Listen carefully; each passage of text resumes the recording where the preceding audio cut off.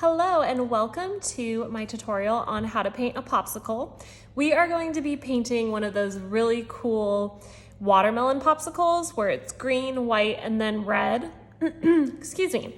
Since it's summertime, I thought this would be the perfect tutorial.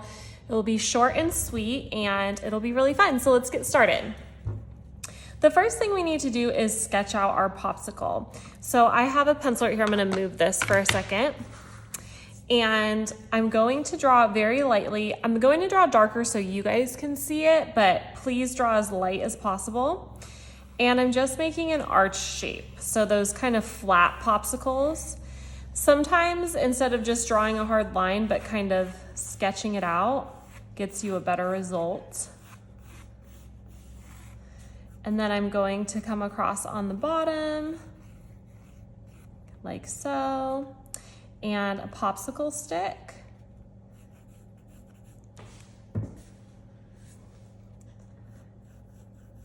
And then just lightly kind of shade in.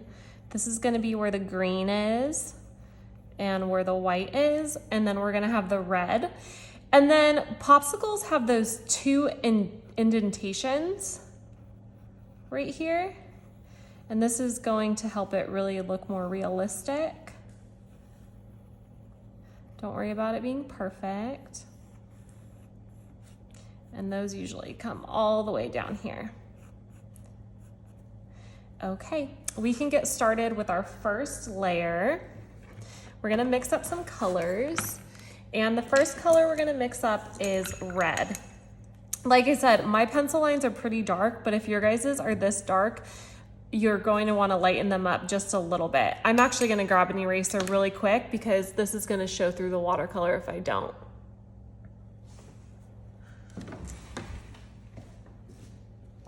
Can you hear me?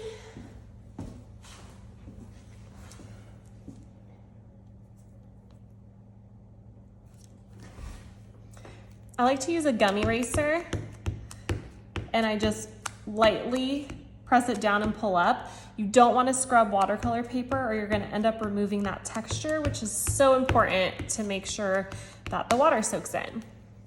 All right, now if you guys haven't painted with me before, I like to use two water cups.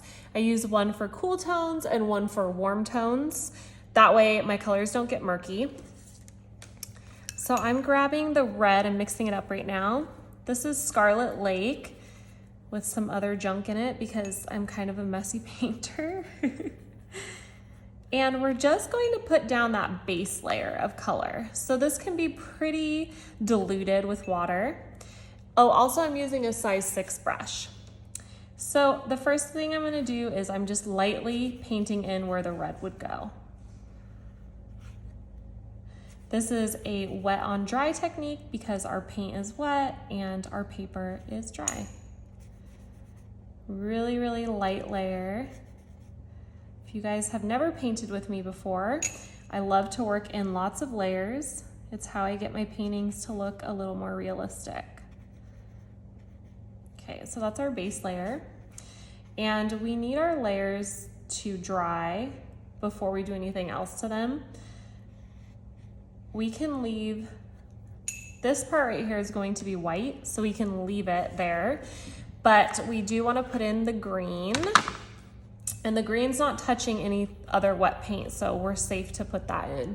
So I'm mixing up a green right now. Add a little yellow. Do you guys have a favorite popsicle? I love to make homemade popsicles in the summertime. It's so fun. Plus, I can make sure that it's a healthy popsicle. Okay, and the same thing with the green, we're just putting a really light wash on it. Just filling in that color on the bottom. I'm actually gonna make it even lighter than that.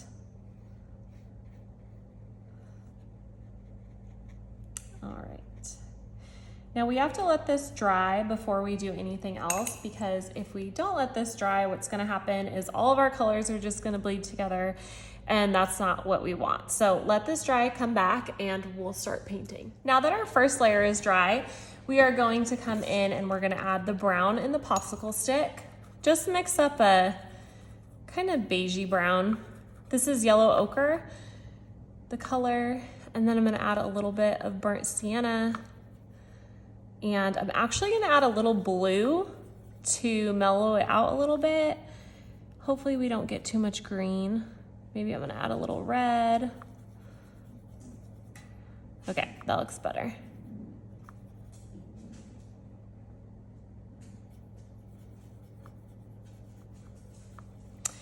And same thing, just going to add a light wash. Now, something we need to decide is where our light source is coming on this painting. That is another way to make things look realistic, is if you have like a light shadow over here and over here, that's not going to make sense. Look at everything in the real world, you can tell where the light is hitting it. So I like to do my lighting coming in from the right side. So if the sun's coming in this side, then it's going to be darker over here and lighter over here. I'm gonna remember that when I'm painting.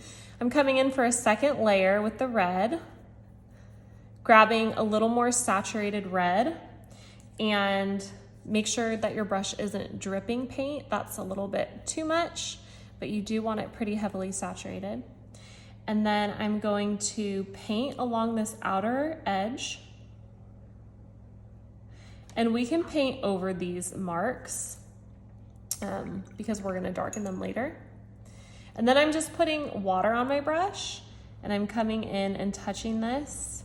And as you can see, it bleeds. And then just moving it around, the water and the paint. We could definitely add just more of that pigment over here.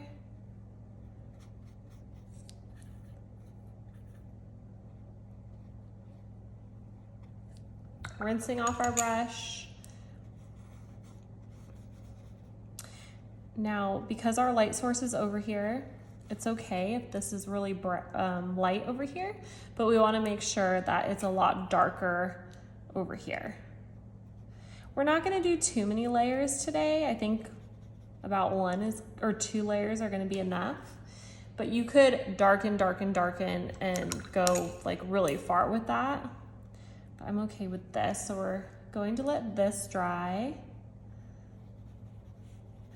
and then we'll put in those darker shadows for those indentations a little later. Looks like I have dog hair in my painting, which is pretty normal. Also, if you have found that this is too light right here, something you can do is rinse off, or sorry, if you're finding that it's too dark, you can rinse off your brush, then lightly dry off, tap your brush dry on the paper towel, and come in with that brush. It's clean and dry, and you can just pull up some of that paint if you wanted to get an exceptionally bright highlight. Okay. We are going to do the same thing with the green. The popsicle stick is dry, so we don't have to worry about that. Grabbing a slightly darker shade and putting that darker color along this edge, because this is where our shadow would be. Rinsing off our brush, grabbing just water, and wetting it so it starts to bleed. Now, we would probably have a slightly, and I'm not making this super straight because I feel like it wouldn't be super straight because it's liquid. But we probably would have a slightly darker shadow right here underneath, because the bottom of anything usually has a shadow. So we can put that there, but our light is still gonna be coming in here a little bit. And one other thing we can do, even though this is wet, we want to give this white part a little bit of shadow. I would grab almost like a bluish black, really, really light and really diluted, and just lightly draw a little line. Then grab just water and kind of bleed it. And it's okay if, I mean, these are going to bleed a little bit, just to give it that appearance, almost as if there's a reflection onto the white of the green and the red. Okay.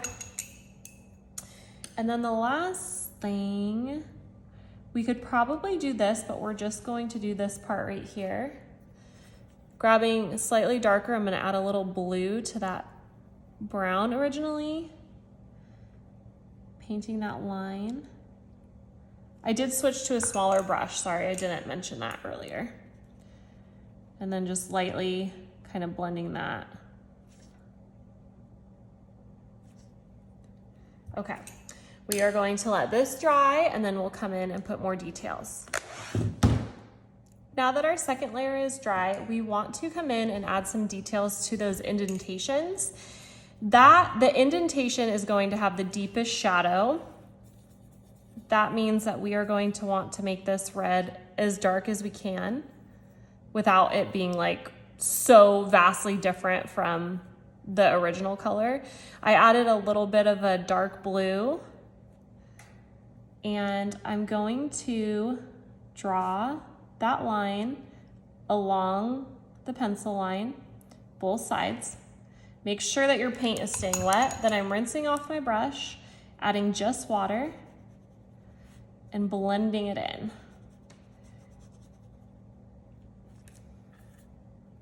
Just add a little, make it a little darker.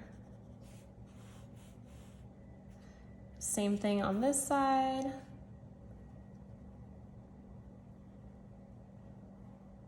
Make sure it's staying wet. You don't want it to dry, otherwise it just looks like a line that wasn't blended in. And since we are having the light source coming in from this side, I made it a little bit lighter. And I'm actually gonna add just a little bit of darkness over here. And then blend it in with some water. So it's still making sure it looks like there's a shadow over here.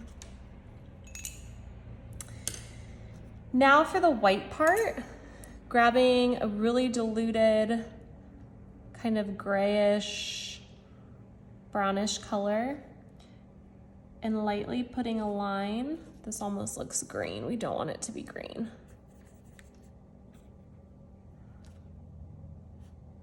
Okay, it's gonna be green a little bit.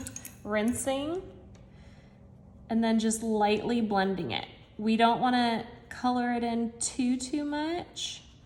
We just want it to continue to look like an indentation. But since it's white, there wouldn't be too much of a shadow. And then down to the green.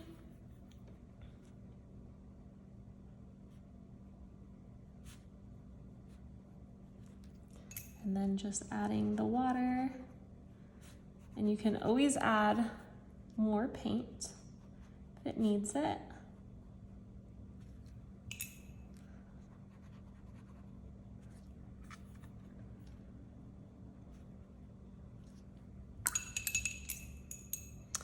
And finally, that popsicle stick, I want to give it a little more of a shadow. And there'd definitely be a shadow coming from the bottom here.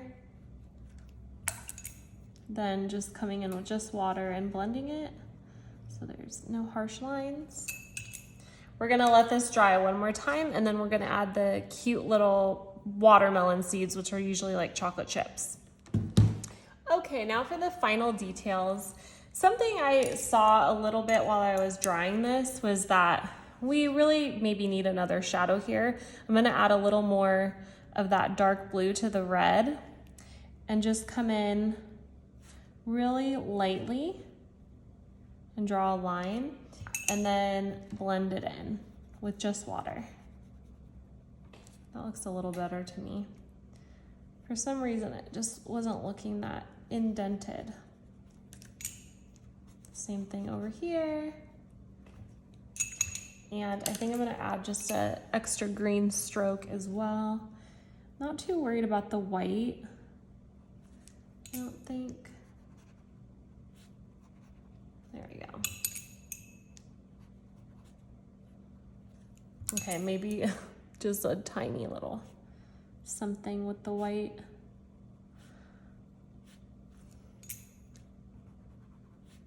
Okay. And a little line over here just because we don't want it to look totally open. Now I'm going to grab black on my brush and pretty saturated, and I'm just making these little teeny watermelon seeds. So kind of like a teardrop. And you want to, some of them, make them a little more watered down. I think it's a nice touch to do some of them like that because they might be further into the popsicle, whereas some of these other ones might be more on the outside. And then maybe some of them you leave like a little circle in the middle so that it looks like there's a little highlight. And these go all the way through. And I like to make some going like one way and some going the other. You don't want them just to be perfectly all the same because that wouldn't make sense. It would be really hard to do that in real life if you're making a popsicle.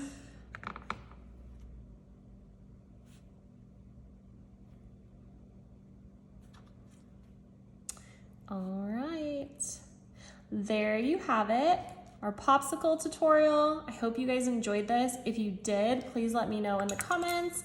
I'd also love to know what your favorite popsicle is, and if you're on social media, I would love to see what you create. You can tag me at Lavender and C. Thanks for watching this tutorial and have an awesome day.